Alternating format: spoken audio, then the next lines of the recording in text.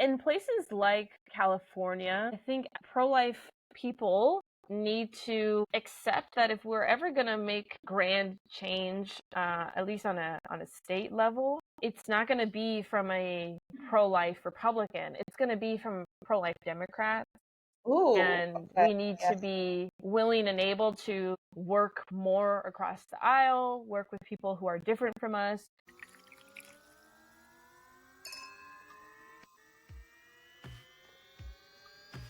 Welcome to Those Are the Girls with Mallory and Friends, the podcast where we explore life, career, relationships, and pop culture through a Christian conservative perspective.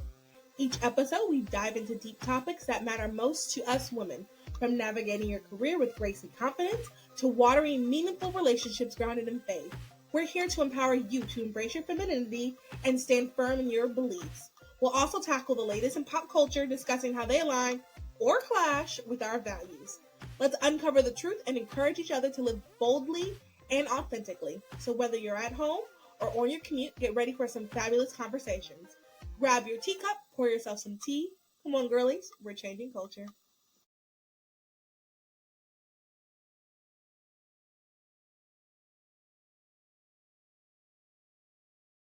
The views expressed on this podcast are our own and do not reflect our employers. Enjoy. Hello, everyone. I'm now your gal pal. Her gal pal, Melanie. And we are changing culture and bringing back traditional values.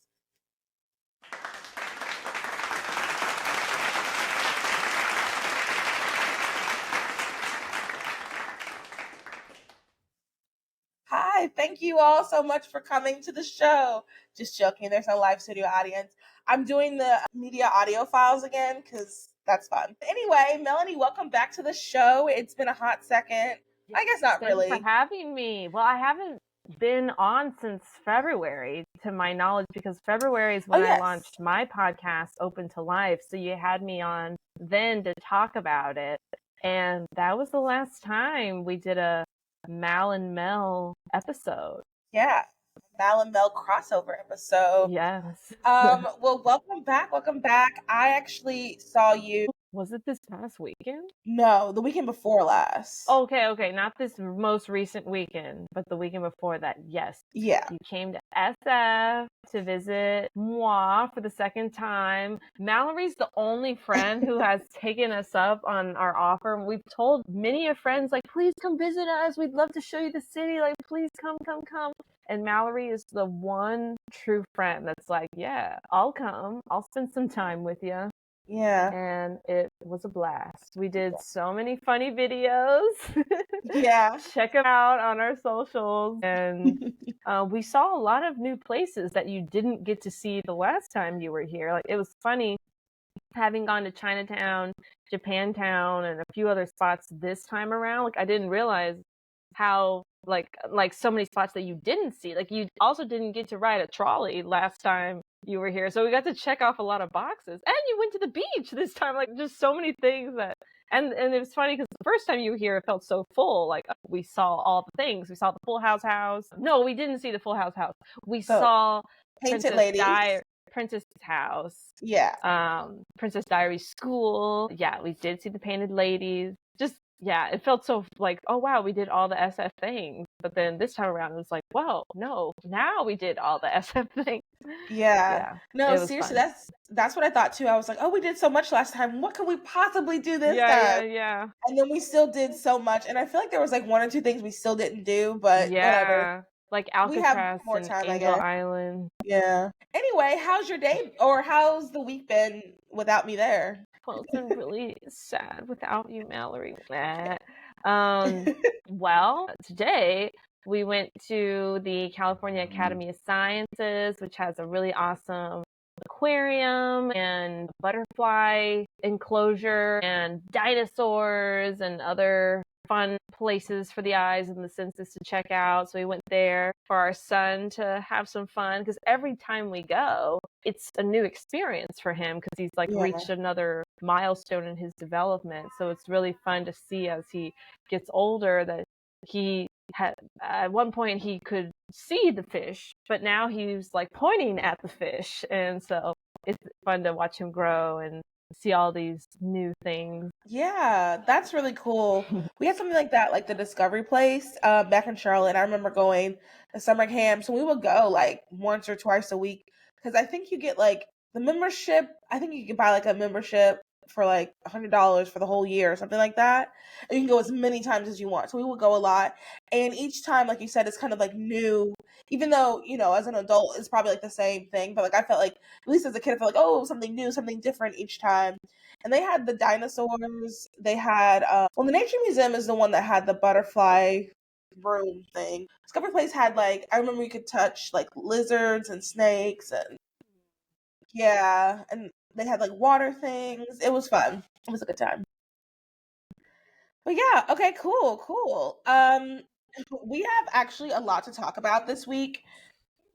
So let's get into it. I have a handy dandy outline, and let me give you like an overview of what we're going to be talking about. So one of the things we have been needing to talk about in general is Dobbs. Dobbs' anniversary was on the 24th, about a week from by the time this episode is going to come out. And I want to talk about it. I want to talk about like, how great it's been, but then there's some other kind of negative things that we have to talk about. And then I also want to talk a little bit about what happened with baby Chance. I reported earlier this year, I guess, last month maybe, about Adriana Smith and what was going on with that whole situation. So the baby has been born. I kind of want to like discuss that and discuss some things I'm seeing. And then lastly, we want to talk about our live action. We went to the Live Action Women's Summit, and that was super fun. So we want to talk about those things. Okay. Before we do that, let's go over some announcements. The June book club pick, you guys voted for Fourth Wing. I'll do a new spoiler on it. I'm gonna be honest, I haven't even started it yet. So oops, I'll probably have to do the spoilers next week. We're packing love boxes with Brace Grace on August 2nd at 1 p.m. I'll link that. And then the 5-year anniversary party is gonna be August 23rd at 6 p.m. So anybody in Charlotte, you're welcome to come. So are you ready? Yes. Or you have a drink or something to toast with? Oh, Jerry, you pass me a drink really quickly? Like a mug? We will do our clink. Okay. As we get into the stories. Okay, you ready? Yeah. Ooh, I'm about to dive in. Whoa. Wait, that's actually one day maybe I'll record that, and that'll be like how we move on transition into the next Yes. I need the soundboard. Yes, please. Okay. All right. So the first thing I want to talk about is Dobbs. And Melanie, you were there. Can you tell us a little bit about that experience? I'm sure you guys have seen her on the cover of it was a newspaper of her hugging. It was Kristen, right? Yeah. In the pro-life movement for many, many years, the North Star has been to overturn Roe, wanting to see the reversal of Roe v. Wade, the decision that legalized abortion in all 50 states. And I gotta say, even as a pro-life activist who has radical hope, I feel like in the end, you still don't know what's gonna happen. Now maybe that's like pessimistic of me, but I'm like, but in the end, I don't know, even though I have radical hope. So anyways, all that to say that I was hopeful that the Supreme Court would overturn Roe. And for many years, fighting in the pro-life movement, that led up to me advocating for the confirmation of Justice Kavanaugh, and then getting to advocate for the confirmation of Justice Barrett alongside Mallory, which is how we met a month of living in DC in 2020. So that's some lore on Mal and Mel, if you didn't know that. So I got to be a part of getting a pro-life majority on the Supreme Court. Of course, you can't know how they're going to rule until it actually happens. But, assuming they were going to be pro-life, like I was a part of getting that pro-life majority. And thanks to the Dobbs v. Jackson case, it was looking like once we had that pro-life majority, that Roe was going to be reversed in our lifetime. And I got to be outside the Supreme Court the moment that the decision came down. And I remember just so many people being outside, so many pro-lifers. And when the ruling came out that it is unconstitutional, or the Constitution does not confer a right to abortion, and everyone was just jumping and screaming and crying and hugging and kissing, and one person popped a bottle of champagne. Like, it was such a joyous moment in history. I really hope that day ends up in our history books as a great part of history, and that you'll see those pictures of people jumping for joy. And so I can't believe I got to be out there. That definitely was a huge catalyst in my pro-life journey, leading me to where I am now in California, because originally I'm from Texas, and life became protected in many states legally, and in some states not. Like in California, states like here became abortion safe havens. I'm sure we're gonna talk on that, Mallory. Yeah. Well, Mel, thanks for sharing your story. And that was such a great day. Like, I distinctly remember, and I remember pre-recording an episode to kind of explain what was going to happen. Because I knew people were going to be curious. And I remember recording like only one just of it being overturned. And I remember after I finished, I was like, should I record one of like not, just in case? And I was like, no, it's going to happen. I just felt it was going to happen. And then it did happen, and it was really exciting. And I was at work, unfortunately, but that's life. And I had a bunch of people texting me like I was the one who did it, which I thought was kind of funny. I said, congratulations. I gave birth or something. A lot of text messages too from like normies, I call them, Yeah. people who aren't like active, involved, keeping up with the pro-life movement. A lot of people were blowing up my phone too. Yeah. And it was really great. That was a great day. And I want to, we talked about how great it was in the sense of like, something that the pro-life movement had been working toward. It was something that has allowed some states to, their abortion is legal in all 50 states still, but I mean, there's been some restrictions that have been implemented. Abolitionist. Hey, I'm just trying to speak the truth, all Patrick, right? your abolitionist is showing. I'm just trying to speak the truth. I'm just trying to speak the truth, all right? I'm just trying to speak the truth. Mallory, the abolitionist moment. I'm just saying what's going on. But there have been some restrictions in a lot of states. But the reverse of that is, like Melanie said, there have been some states that have kind of become destinations. North Carolina being one of the destination states, because all of our surrounding states. So in North Carolina, there's a 12-week, because there's exceptions, but anyway, it's another conversation. There's a 12-week ban, and and because of that, we get a lot of people from South Carolina. South Carolina has a heartbeat. Virginia has a heartbeat. And Tennessee, I believe they have a heartbeat as well. I think like all the states surrounding us have heartbeats. And I know that I have a friend that is on the sidewalk like during the week, and she said she's seen like Arizona tags and stuff like that too. So like people are coming like from all around the country, it seems like, to North Carolina, which is so crazy. Because I remember when we also we got the 12-week ban, and that was such an exciting thing, at the time. And then now, I don't know, it feels a little empty because we're getting all these other people, and anyway, but lives are being saved, and that's what's important. But I kind of just want to talk a little bit about what are your thoughts? I know you just called me an abolitionist, the A word. I'm just curious, like, what are your thoughts about hearing, how some states it's become worse? I also was listening to a podcast, can't remember which one, but the guest was talking about a terrible thing that's also kind of happened, which is because in some states now the laws are like 12 weeks, people are going in quicker and they're not waiting. They feel like they have to rush it so that there's more people because they're rushing. How do you feel about all of these things, especially because you are a leader of a pro-life group that is trying to change this? Yeah, so coming from a perspective as a Texan, I was a sidewalk advocate, sidewalk intern, activist, outreacher for about 3 years diligently, like consistently.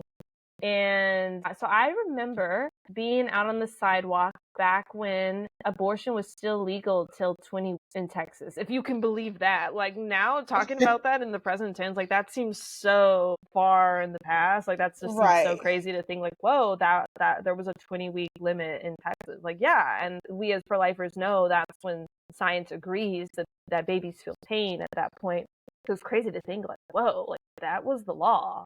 And that wasn't too long ago. That was not even a decade ago, not even 5 years ago, I don't think. Well, maybe it was. Well, anyways, after the 20 weeks came the heartbeat ban at 6 weeks, when you can hear the baby's heartbeat via ultrasound sonographer. I mean, there's already a heartbeat around 18, 21 days. But anyways, so then came the 6-week ban, and I still was out on the sidewalk. And then came the trigger law that went into effect after Dobbs. So thanks to pro-life lobbyists, fighters in Texas, we had this trigger ban. So trigger, Texas, bang, bang, pop, pop. So and the law was, the bill signed into law was going to take effect if and when Roe fell, that there would be an immediate 30 days after that decision protection of life.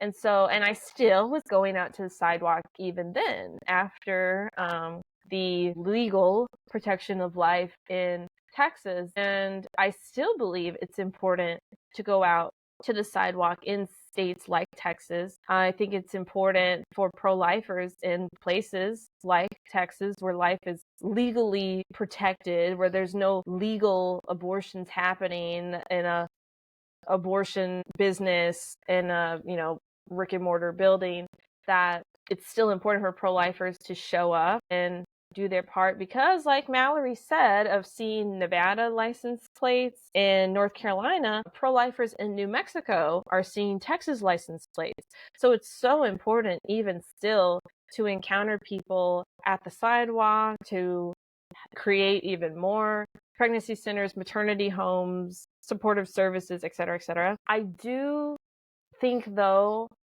that depth, like the gravity of abortion pill trafficking, was not on anyone's radar. Or maybe it was, but they weren't screaming, waving their hands, hey everyone, we gotta be on the lookout for this next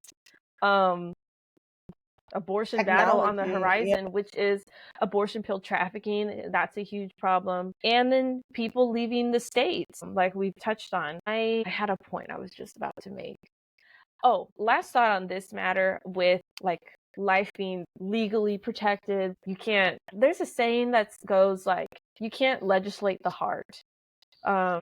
We can make laws up and down all day, every day. And in the end, bad people are still going to do bad things, and people are still going to cross state lines, and people are still going to order their pills from across state lines or from India, or et cetera, et cetera. But some good news on this point is from one of our pro-life colleagues, Dr. Michael New, who is a senior research fellow with the Charlotte Lozier Institute. And the Charlotte Lozier Institute is kind of like the research arm, data arm of the pro-life movement. And Dr. New is also an economics professor at the Catholic University of America. And so I didn't know he's a professor. Oh, that's cool. That's his day job when he's not a pro-life activist. Wow, he's so cool. Yeah, so Dr. New has studied the data on life being protected in Texas. So he agrees, like, yes, we cannot account for the numbers of people who are leaving the state, getting abortions, killing their babies with abortion pills. Like,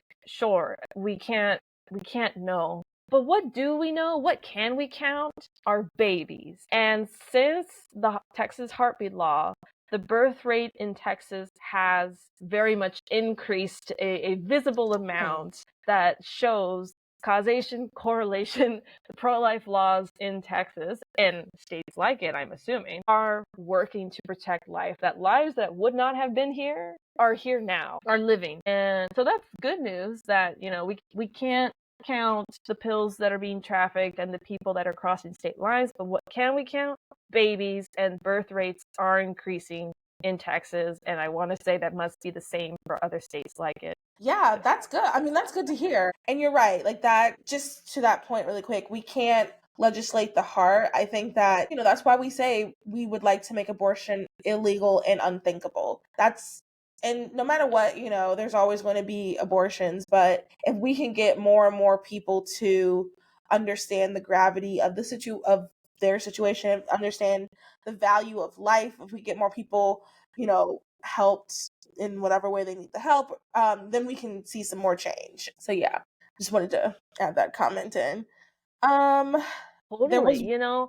I really hope for a future that one day, if someone does find themselves in an unexpected pregnancy, the knee-jerk response is always, congrats. And, there's that pregnancy help center that's just a couple blocks around the corner. Like, hey, we should go there. Like, people already right. know the life-affirming resources that exist. And the default is every place is life-affirming. Like, abortion isn't even a thought. And you're the weird one if you say you support it.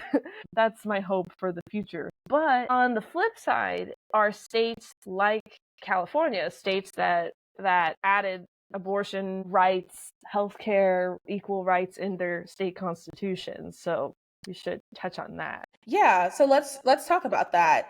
So it's California. What are some of the other states that have done that? Do you know off the top of your head? What would it be? Well, New York. Yeah. Where else? I can look it up real quick. So I definitely put you on the Jerry spot. would be the person to know, because Jerry, my husband, was doing a lot to help the local activists fight their state amendment votes. He was doing it, trying to help pro-lifers even before the vote got to the ballot, because in many states you needed a certain amount of signatures to be like, yeah, I want to vote on this in the upcoming election. So he was helping people. How do we even stop people from signing on to their signatures to say, yes, I want to vote on this? Like, how do we stop it even more like preliminary? Yeah. And so yeah. I can, You sorry, got really the quick. list? Yeah, I have the list. My camera went off for a second. Okay. I have the list. So it's Arizona, makes sense. California, Colorado, Maryland, Michigan, Missouri, Montana, New York, Iowa, not Iowa, Ohio, and Vermont. And then states where Supreme Court rights recognized as constitutional. Right, and then there are I'm not gonna read that part. Anyway, so those are the states. It's 1, 2, 3, 4, 5, 6, 7, 8, 9, 10. It's 10 states.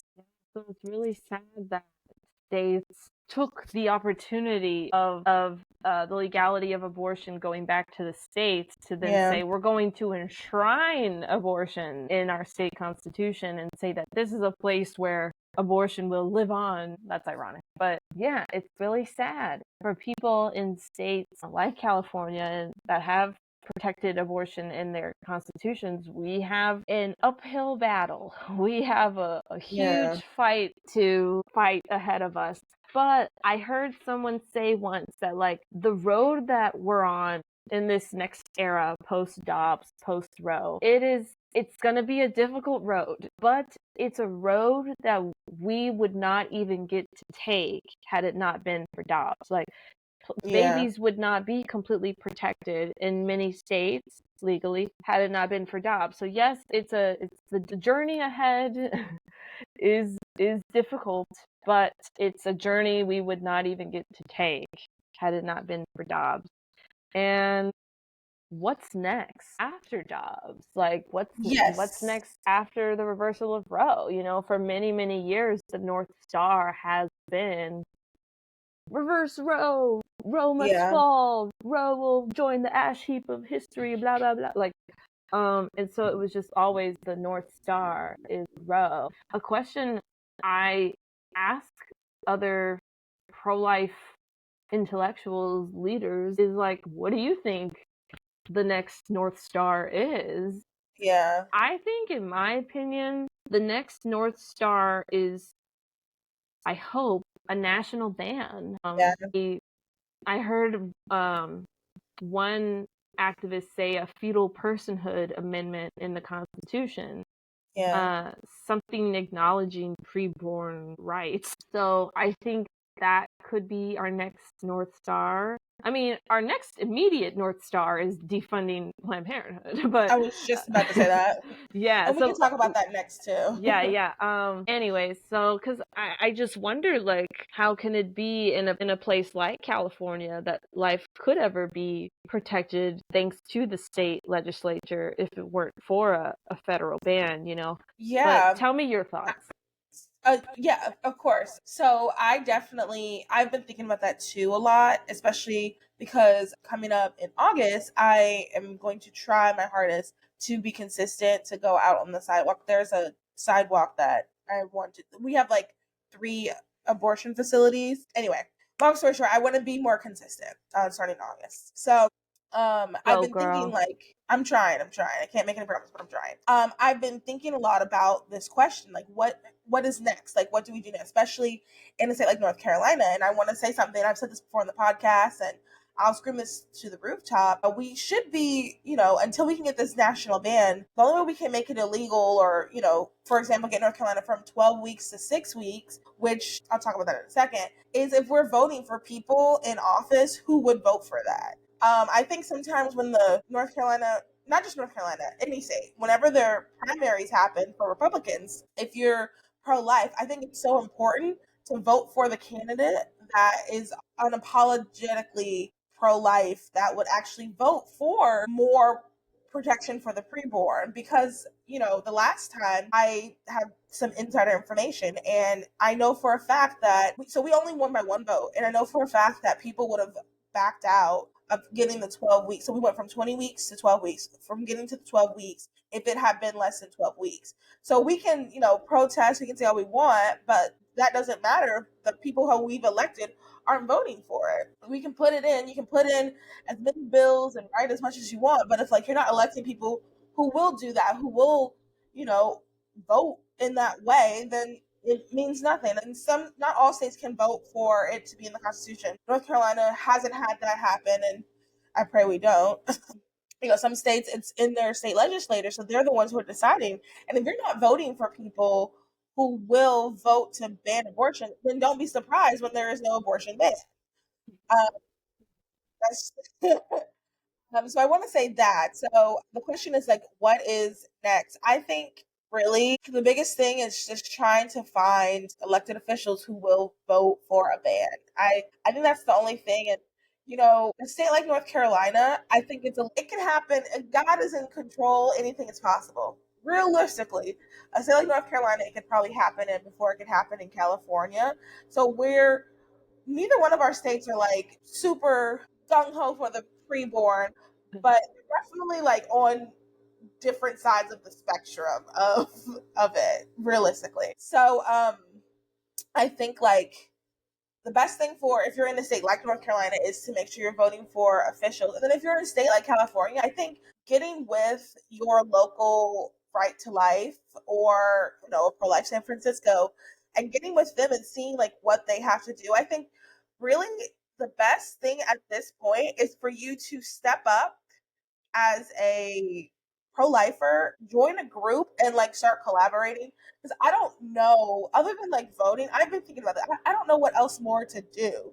I was telling Melanie this last time I was there, we were kind of talking about it, like how discouraging it kind of is. Like, we got the 12 weeks and yeah, we did it. And then it's like, oh, okay, well, it's increased in North Carolina. Like there's like even the pro aborts are admitting this increase. So like it's like it almost feels empty, but that's not the truth because lives have been saved. And if you include the lives of the people that come to North Carolina, or if you don't include people who come to North Carolina, I'm sure it's gone down. I have no doubt it's gone down. But I haven't seen that statistic.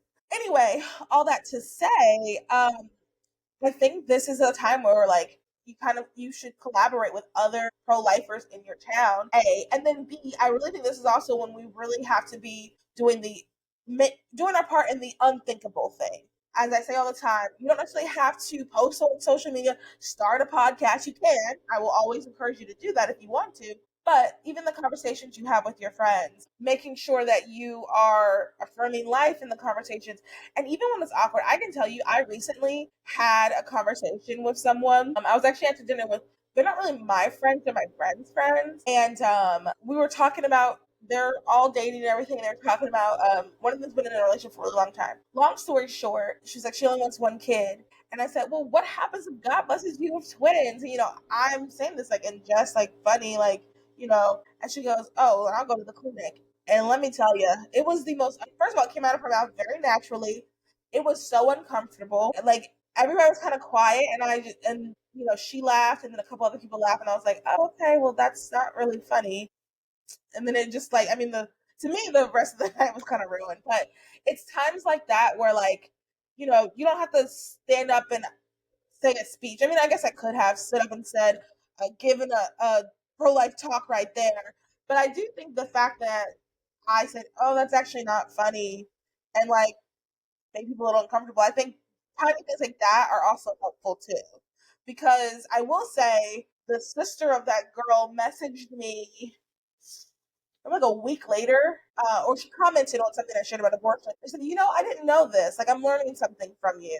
And like, even though, once again, that wasn't anything, just shared something. But like, I feel like, me making the comment, like, I didn't really find that funny, sharing this, that. Like, I feel like these all kind of come together. And remembering that, like I said, like, one conversation with someone is not going to change the someone's, I mean, it could, but more likely one conversation with someone's not going to change their mind. It's like multiple conversations and not being weird or like uncomfortable. Part of the reason, so I was thinking about, I was like, maybe I should just stand up and say something, make a big deal out of it. But then I was like, well, no, because, well, A, I don't really know these people. They're not even really my friends. And then B, I was like, I'm from how casual this is. I might even be their only pro-life person that they know. I want to make sure that I'm at least making a decent impression so that they know if something were to happen. Like, just, once again, it's like multiple things. I'm like talking in like a bunch of circles right now. But my whole point in saying all of this is like, there's multiple ways that you can convince someone, and you just are working toward the unthinkable. Do I think that girl went home and like cried and said, I can't believe I said that? Like, God, protect my children. No, I don't think she did that. Do I think she might have probably went, oh, that girl's kind of annoying? Sure, I'm sure she said that, but knows now that, like, she follows me on Instagram, so I mean, Instagram, oops. She knows now that there's spoilers, there's information about it, and like she can learn more about it. So anyway, all that to say, I think there's just like, we have to be working toward the unthinkable. I think that's probably the biggest thing, especially in states like California, just kind of combating whenever things like that come up. And like I said, you could cause a scene. I mean, I don't necessarily think that's the worst thing you can do, but you also don't have to. I think just remembering that, like, also remembering people are people and coming at people in a certain way. Because I don't know this girl's story, because she could have already done it once before. I don't know anything. I literally didn't know anything about her. That was like my maybe second time. That's why it was also really awkward.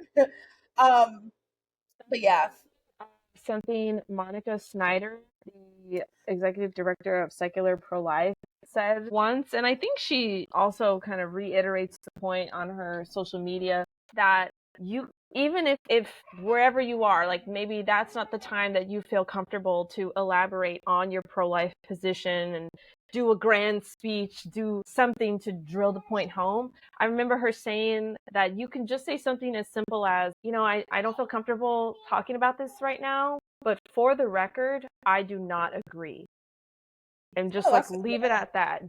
I remember her saying, like, even if all you have is just your voice, like, just letting people know, I do not agree. Like, them understanding that you are pro-life, that makes waves for people to know, like, oh, I didn't know there are anti-abortion people in this circle, Yeah. So even something as simple as that, of just for the record, I do not agree. Yeah. Oh, that's good. Big. What was I gonna say? Sorry, I talked a lot. I remember what I was gonna say. I think in places like California, I think pro-life people need to accept that if we're ever gonna make grand change, at least on a state level, it's not gonna be from a pro-life Republican. It's gonna be from pro-life Democrats. Ooh, and okay. we need to Yes. be willing and able to work more across the aisle, work with people who are different from us.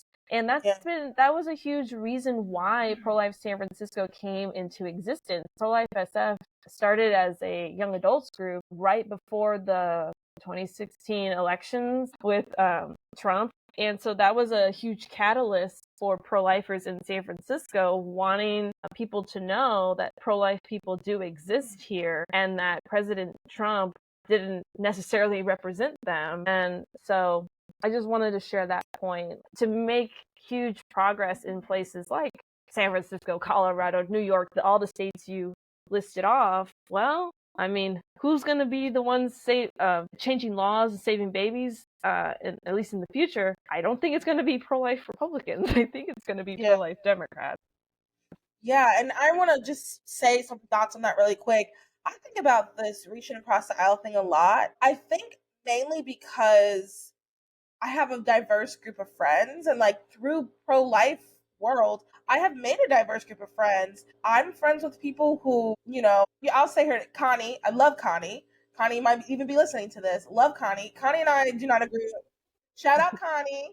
Um, No Connie and apologies I, pro-life, or no yes, no, apologies activist, I think is her new handle. yeah, I think it's activist. Like I said, I don't agree with every single thing Connie posts. And but she's a very adamant pro-lifer, and let me tell you, homegirl is passionate. I'll tell you what, I learned things from her. And my point of saying that is, like, I think about that, about how, like, some people are really, specifically I'll say Christians, because Christian conservatives, podcast for Christian conservatives, we get really like, we have to agree and believe X, Y, and Z. But I really think sometimes it is okay to compartmentalize. All right, we're in this fight for this. Let's see what we can do with this. Do I agree with everything, Bob is saying about LGBT stuff? Maybe not.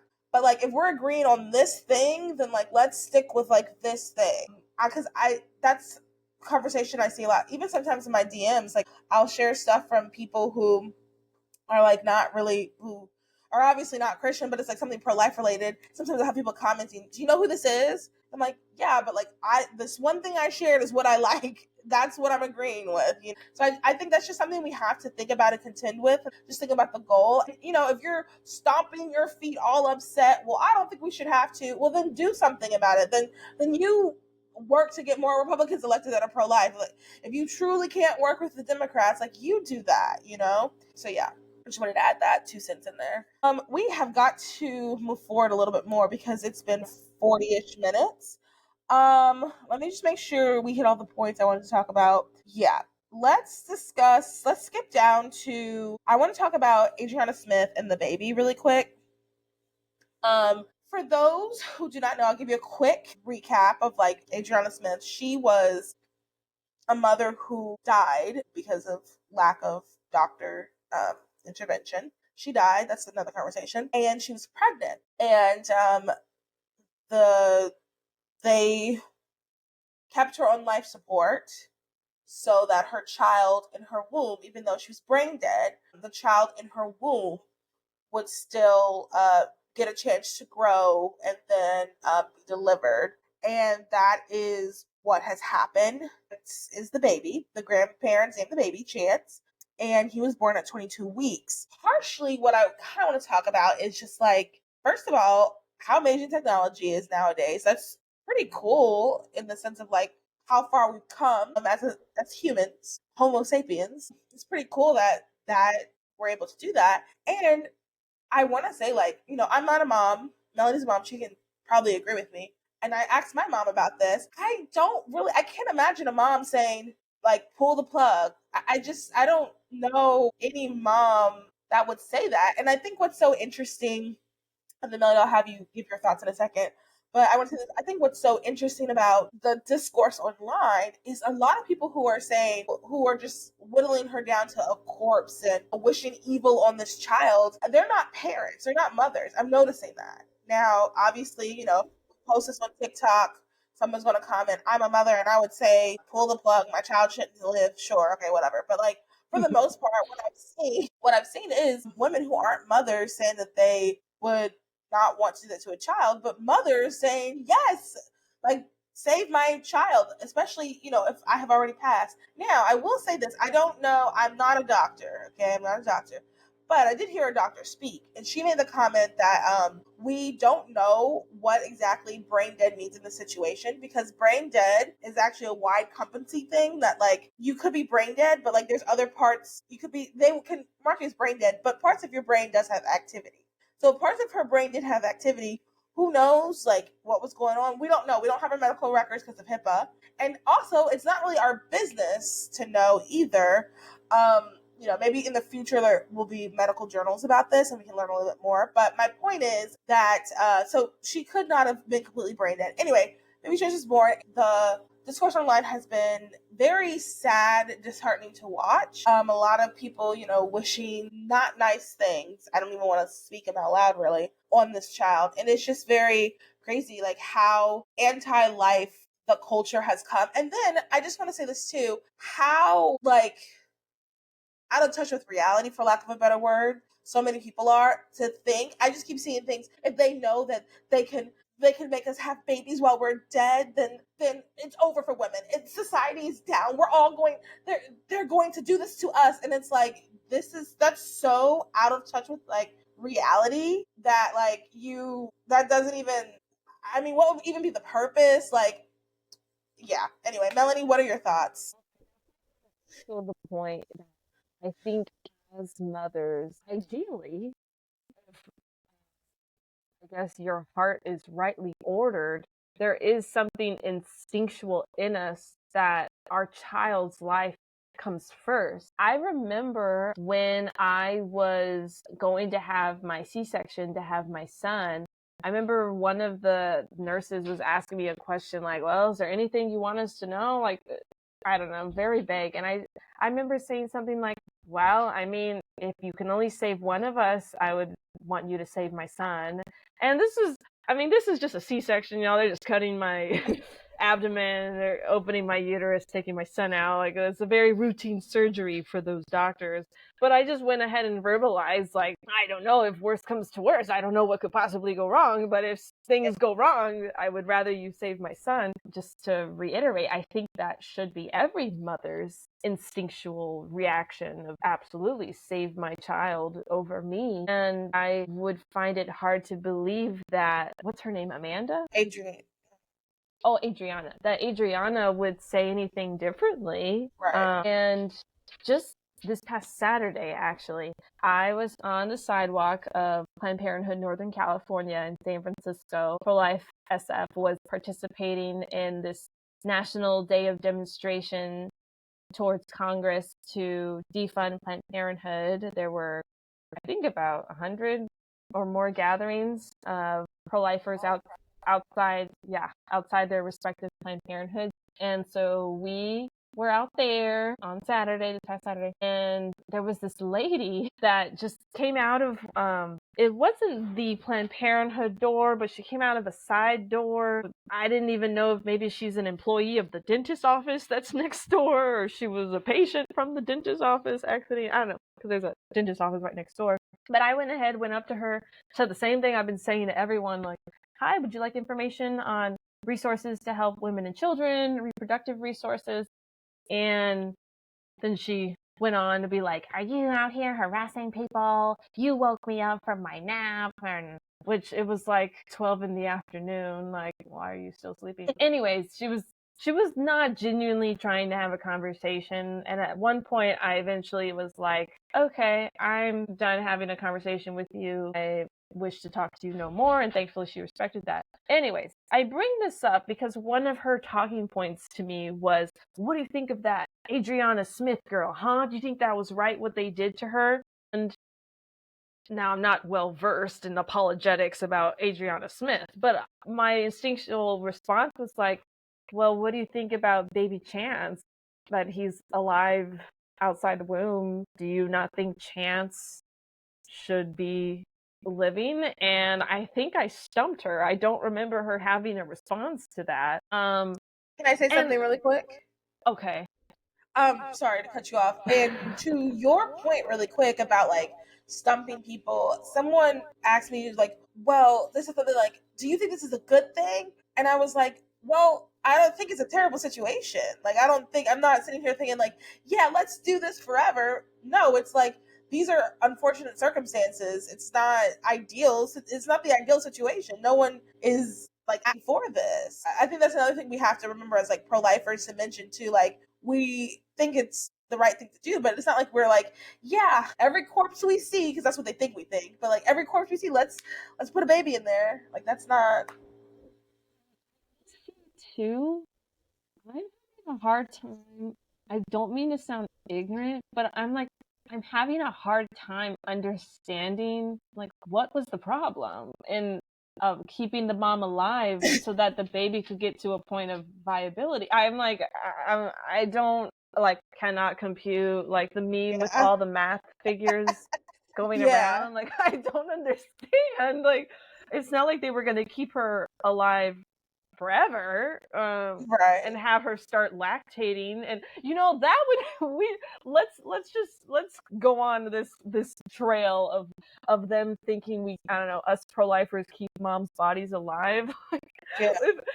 If people really wanted, they could have started like having the mom lactate and like put pumps on her to get milk out. Yeah, that like the point would was be a to little keep crazy. her alive to the point where baby could live, and let her off the added life support machines. And it's also not so radical to me because in pro-life world, you also hear of stories of moms who find themselves with cancer but refuse chemo until they're at a point of viability with their baby, and then they'll start the chemo after baby is outside of the body. Like, so in my mind, I guess I kind of see it as an equivalent of like getting baby to a point that baby can live outside the womb with lots of help, and then mom goes on to She needs to. yeah. So yeah.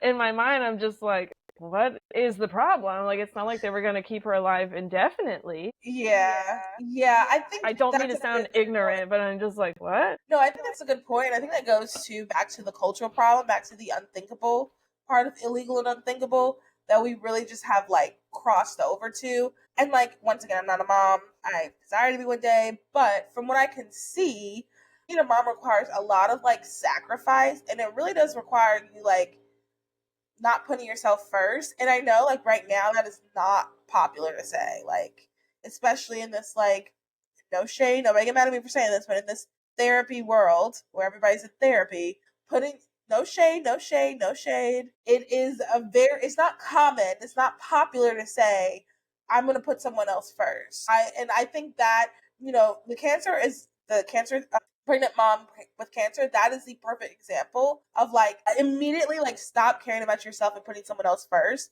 And we're just not at that point in culture and society anymore that people want to do that, or people can even fathom other people doing that. And I'm not going to sit here acting like all high and mighty, like I'm the pinnacle putting other people first. I haven't even like come across that, but like ideally, like with my character, the things that I'm learning about God, I would be able to put someone else first in the situation. I think that's probably the biggest thing. People just can't fathom things being uncomfortable for them. And once again, I'm not trying to not throwing shade at anyone, but like I think that's a huge thing.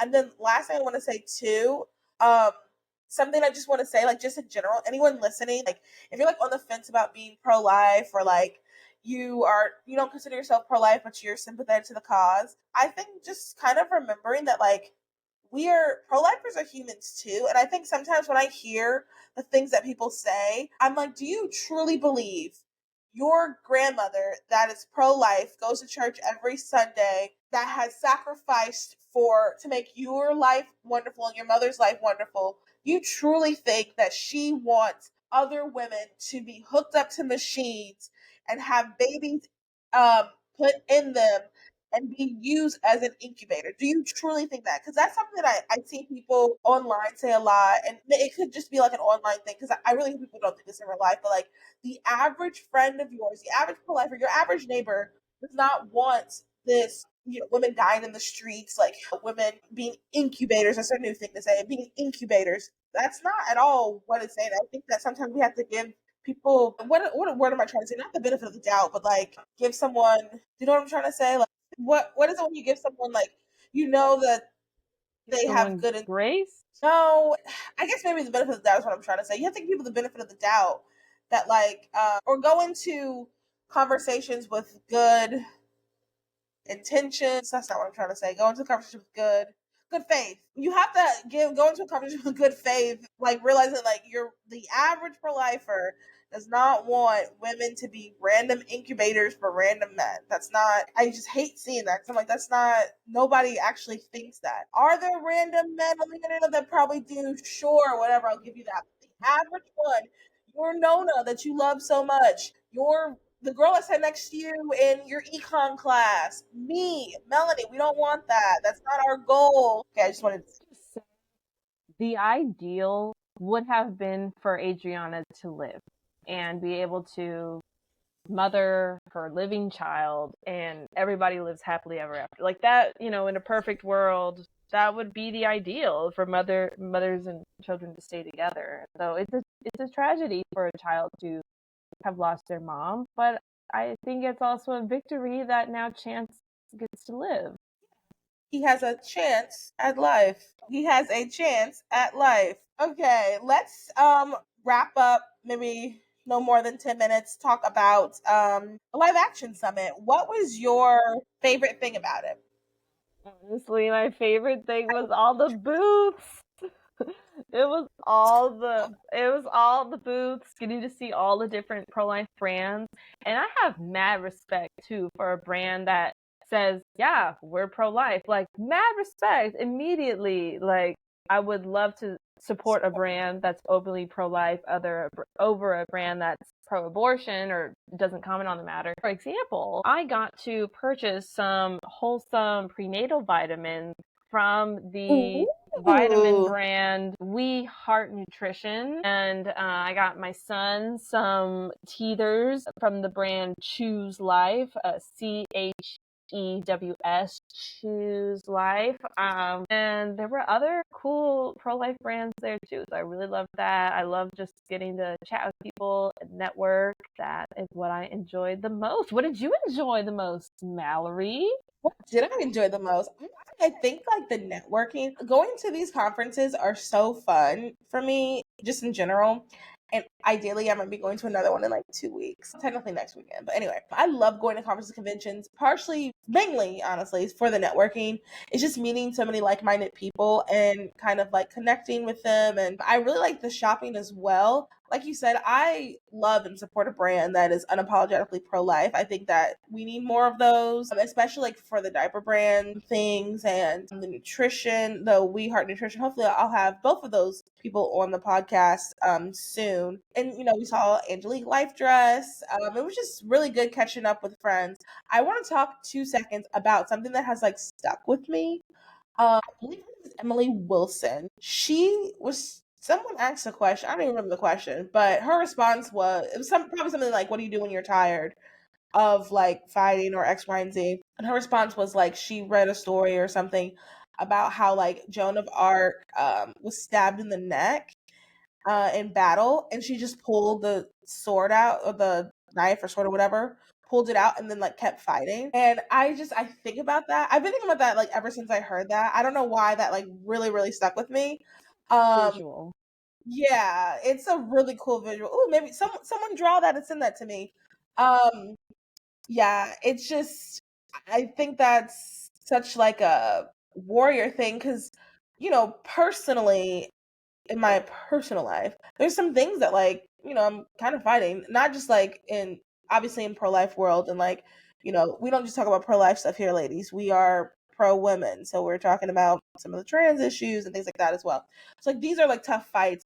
But even like in your personal life, when you just like personal relationship and stuff, it's just the idea of like, you know what? You just keep going. You just keep fighting. You got to just keep going. That just has really stuck with me. And I didn't know who Emily Wilson was before that weekend. I think she has a podcast. I need to listen to it because that, like I said, that stuck with me. So that's my advice to you ladies. If you're listening, keep going. And whatever it is that you're struggling with, whether it's pro-life or personal life stuff, keep going. And one last thing I do want to say about the conference. Like I said, I really enjoy getting together networking, and I really liked the theme like womanhood. And I want to say, as someone who is single and has no kids and in her 30s that has desired that, I really liked how they had like a nun speak. I like how like some of the speakers would make comments and then they'd say something like, well, we all are called to motherhood, even if it's not our own biological children. I really liked that. You don't get that at a lot of places. You just don't. And it was good. I appreciated that. Lila, if you're listening, thank you. That was good. Just joking, she doesn't listen. But yeah, and if you're thinking about going and you kind of tired of the message of like, oh, you're, the Christian conservative message of like, oh, you're nothing if you're 30 and single. I will say live action does not seem to have that type of like mindset. I appreciate that if anyone wants to go next year. Anything else you want to add, Mel? Yeah, well, something that stood out to me that Stephanie Gray said, who is a pro-life apologist from Canada, she spoke on, in reference to a book she and both Lila Rose had read, and Mallory and I both did not write down nor remember Yes. the title of the book. But she Yeah. mentioned something that as pro-life people or missionaries, ministry leaders, in whatever field you find yourself, that we need to be not like channels of water that just move and flow, but that we need to be like taverns, I think is the word. Is that the word? Where Yeah. that you allow water to fill up in you, and then you allow for an overflow to happen. And then from that overflow comes your work and comes being able to fill other people's taverns, other people's cups. And so I really like that visual, and that really hit home with me like, dang, she's so right. I can't be like a channel. Yeah. And I need to stop being like a channel. And there was another speaker, did not catch her name, but I remember a point that she drove home was wait to worry, because a lot of times, Oh maybe yeah. as girlies, as girly pops, we may get anxious about the future, and we may have all these worries and fears of, well, what about this and that and da da da da da da. And her point was like, wait to worry. Like, you're not there yet. Cross that bridge once you get there, and you'll navigate that once the time has come. But for now, you can wait to worry about that. And I appreciated hearing that message too, especially as a mom with my son who's one. 13 months, and in my mind, I'm kind of already thinking like, huh, yeah, schooling, that's a thing. What else? Oh, geez, I want more kids. So where are we going to live? And what are we going to do?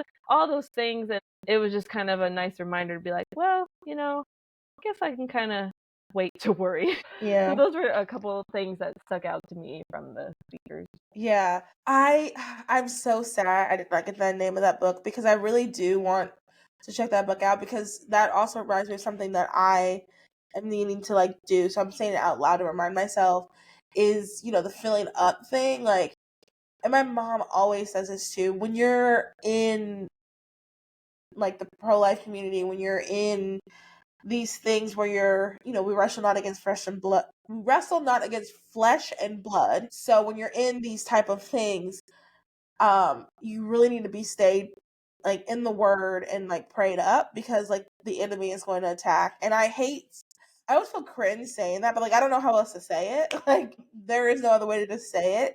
And like it doesn't just like the idea is that it's not just attacking like that specific thing, but it's attacking like your personal life. And and I've seen this even with like the podcast. Like my personal life is going absolutely awry. The podcast is awry. Like I come off bitter. I'm not posting as much. Like it's not as good. So I think we just really need to like to the point of like the filling up, just like a reminder that like we need to make sure that we're reading our Bibles, we are in Christian community, like we're actually doing all the things to be filled up. Um yeah, exactly. Yeah, no, sadly. As much as we try. Why isn't it working? Okay. Anything else? All I have. Thank you for having me on, Mallory. I'm glad we're able to talk about the anniversary of Dobbs and Adriana Smith and how the live action women's summit went. Yeah, me too. I'm glad we were able to do this episode. Hopefully we can get a TCAP out as well sometime this week. We'll see. So yeah, if you guys, how can people follow you, connect with you? Oh, sure. I'm on, I think, every or most social media platforms. I'm primarily most active on Instagram. Yeah. Melanie Salazara, MELANIE SALAZARA, Melanie Salazar A. And my podcast is Open to Life Podcast, and that's also the Instagram handle at Open to Life Podcast. And over there, I talk about the pro-life movement from the lens of a NFP, natural family planning, fertility awareness method advocate. And I also am bringing on some pro-life doulas, pro-life Catholic sex and intimacy coaches. So we're going to have an array of different people from kind of another world that I'm really fascinated by in my free time when I'm not a pro-life activist. So that's what's happening over there at the Open to Life podcast. Whoop, whoop. Cool. All right, ladies. If you enjoyed this episode, make sure you follow Melanie and then go ahead and give us a 5-star review. Don't worry about that 4, 3, 2, or 1. Just do 5. 5 will probably make you feel the best anyway. And then make sure you like, subscribe, comment, let us know your thoughts on some of the things we said. Yeah, and have a good day, night, evening, however, wherever you're listening. Bye.